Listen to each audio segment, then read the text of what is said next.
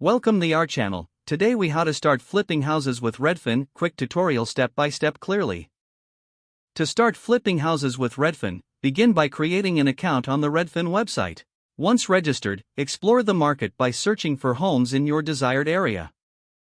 Utilize Redfin's filters to narrow down your search based on price, property type, and condition. Pay attention to homes listed as fixer-uppers or those that have been on the market for a while. Evaluate the competition by analyzing recently sold homes in the area. Take note of their sale prices and how quickly they were sold. Once you've identified a property, calculate the potential renovation costs.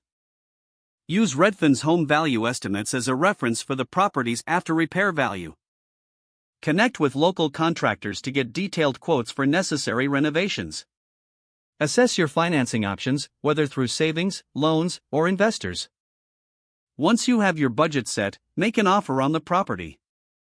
Be prepared to negotiate with the sellers to secure the. After closing on the property, begin your renovation process. Stay organized and communicate regularly with your contractors.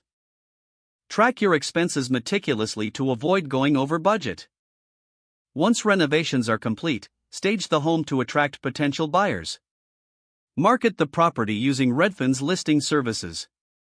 Consider hosting open houses to increase visibility. Keep an eye on the market trends to ensure you are setting a competitive price. Finally, when you receive offers, evaluate them carefully before making your decision. If the page does not load, refresh the browser or try again in a private or incognito window. Make sure you are using the correct email address, then retype it carefully to avoid small typos. If your password is not accepted, use the reset option and create a new strong password you can remember.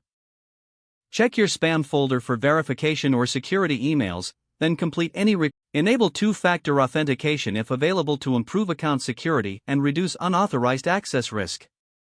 After signing in, review your profile details so your contact information and settings are accurate and current. If you see an error message, note it down and try again after restarting your device and internet connection. Log out when you finish, especially on shared devices, to keep your account and payment information secure. Don't forget to like this video and subscribe to our channel for more step-by-step tech guides.